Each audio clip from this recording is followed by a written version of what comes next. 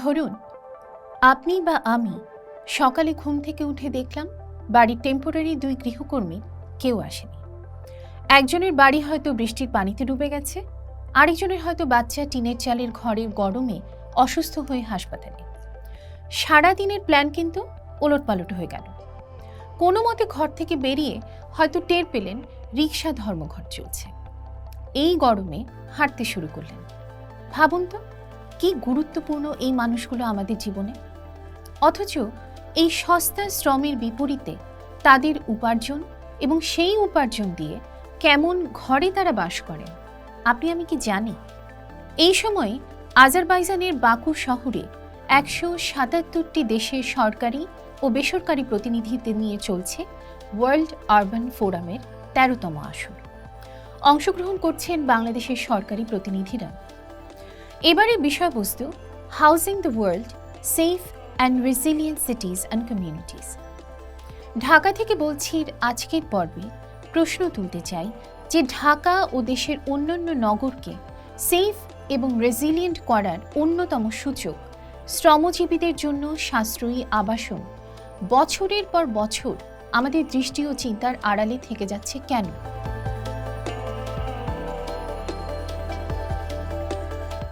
যাদের শ্রমে চলমান থাকে এ শহর, হোক কোভিডের সময় বা 2024-এর আন্দোলনের উত্তাল সময়, তাদের এ শহরে স্থান কোথায়?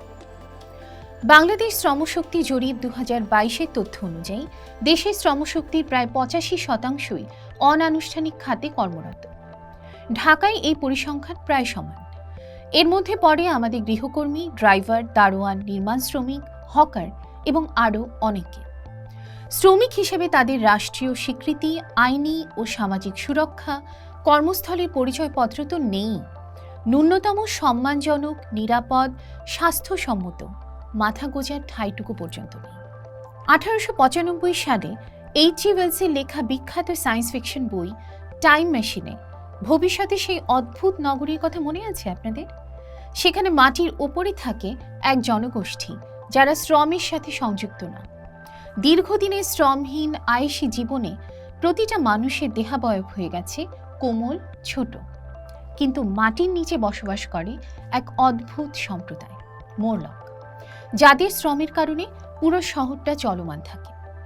টাইম মেশিন বইটির প্রকাশনার প্রায় 124 বছর পর 2019 সালে দক্ষিণ কোরিয়াতে মুক্তি পায় প্যারাসাইট নামক একাডেমি অ্যাওয়ার্ড জয়ী এক চলচ্চিত্র, যেখানে আমরা দেখতে পাই এক শ্রেণী বিভক্ত সমাজ যারা স্থানিকভাবেও বিভক্ত, একটি প্রান্তিক পরিবার যাদের বসবাস বেসমেন্টে, ঠিক মোরলকদের মতো।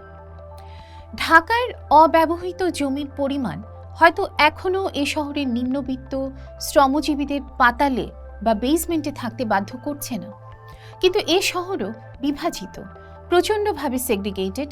আর এই মানুষগুলো যাদের শ্রমের চাকা থেমে গেলে থমকে যাবে আমাদের জীবন, তাদের আমরা বড়জোর প্যারাসাইটের মতোই গণ্য করি।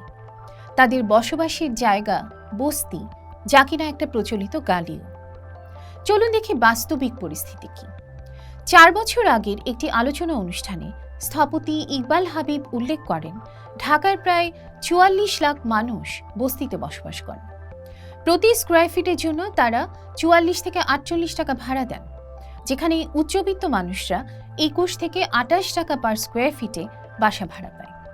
গুলশান বনানীতেও এই রেট 32 টাকার উপরে যায় না, যেখানে জনঘনত্ব মাত্র 100 থেকে 200 জন পার একর, অথচ ঠিক তার সংলগ্ন কড়াইলে প্রতি বর্গফুটের ভাড়া 60 টাকা, অথচ জনঘনত্ব 1000 জন পার একর। কিন্তু শুধু কি বস্তিতে থাকে এই বিপুল পরিমাণ শ্রমজীবী মানুষ? না, এ শহরের পরিকল্পিত এলাকার ভাঁজে ভাঁজে গড়ে ওঠা অপরিকল্পিত, অস্বাস্থ্যকর ও অনিরাপদ আবাসনেও ঠাঁই নিতে হয় তাদের। একপাশে হাতির ঝিলের সৌন্দর্য উপভোগ করতে করতে যখন গাড়ি চালিয়ে যান, তখন আরেক পাশে দেয়ালের উপারে টিন কাঠের তৈরি নড়বড়ে ভয়ঙ্কর ঘরগুলো নিশ্চয়ই নজরে পড়ে। ঢাকা স্ট্রাকচার প্ল্যানের তথ্য অনুযায়ী ঢাকার প্রায় অর্ধেক অধিবাসীর এই নিম্নমানের বাসার খরচ মেটাতে আয়ের অর্ধেক ব্যয় করতে হয়। আবাসনের বিপুল ব্যয় মেটাতে অন্যান্য খাত থেকে খরচ বাঁচাতে বাধ্য হন তারা। তারপরও ঢাকার মাত্র 2 থেকে 5% আবাসন নিম্ন মধ্যবিত্তদের আয়ের সাথে সামঞ্জস্যপূর্ণ। অথচ সাশ্রয়ী আবাসন সাস্টেইনেবল ডেভেলপমেন্ট গোলসগুলোর মধ্যে একটি অন্যতম টার্গেট। কাগজে কলমে বাংলাদেশের সাম্প্রতিক নির্বাচিত সরকারের ইলেকশন ম্যানিফেস্টো এবং 2022-এ গ্যাজেটেড ডিটেইল এরিয়া প্ল্যানে সাশ্রয়ী আবাসনের প্রয়োজনীয়তা গুরুত্বপূর্ণ এজেন্ডা হিসেবে দেখা গেছে। নির্বাচিত সরকারের ইশতেহারে সবার জন্য আবাসনের প্রতিশ্রুতি ছিল। বলা হয়েছিল, নিম্নবিত্ত ও বস্তিবাসী মানুষদের জন্য জাতীয় পর্যায়ে বাস্তবসম্মত বহুমুখী পরিকল্পনার মাধ্যমে সাশ্রয়ী আবাসন সরবরাহ করার ব্যবস্থা করা হবে।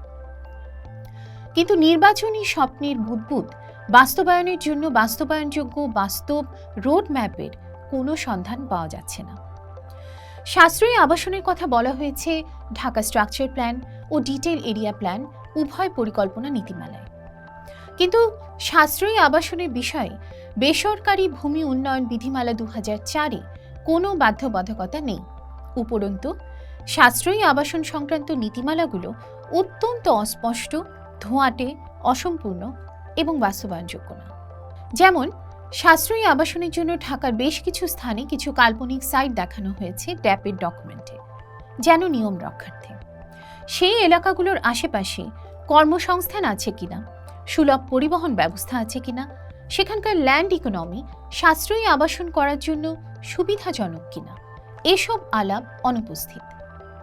আরও কিছু বিভ্রম, যেমন ড্যাপে প্রস্তাব করা হয়েছে ব্লক ডেভেলপমেন্টের ক্ষেত্রে মোট অ্যাপার্টমেন্ট ইউনিটের 25% সাশ্রয়ী আবাসন হলে 20 থেকে 30% বোনাস এফএআর প্রণোদনা পাওয়া যাবে।